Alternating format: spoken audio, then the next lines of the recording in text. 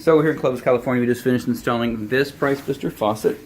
And this was provided by the homeowner. Fixture sent one out. The old one was not functioning correctly. We don't know why, or if maybe they had the same problem that we just had and resolved it. The only thing we've installed is these three items on the top. It did come with a soap dispenser, but there's not a fourth hole, so that's not being installed. And then we did recommend to them they do something with the air gap that is open underneath the sink. If it ever does back up from the dishwasher, you have a problem down there. So some of the plumbing was replaced. You can see it's got the quarter turn shutoff valves. Those aren't ours, but those are great. That's what we use, quarter turn. It makes life a little easier down here. So hot and cold, then brand new braided supply lines going up to the faucet. The only point of connection that we've made down here, we've taken apart the faucet, not the faucet, but the supply lines. Those 2 points of connection right there, the hot and the cold, that is our work.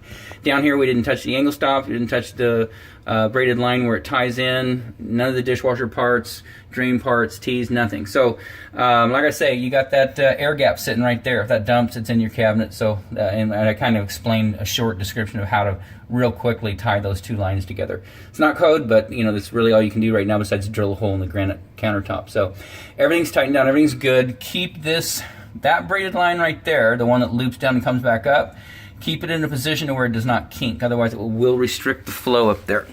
So that's ours. Everything works great. You can see hot, cold, so everything's good, works off. Sprayer, plenty of water, so that's good. So outside of that, this installation is done.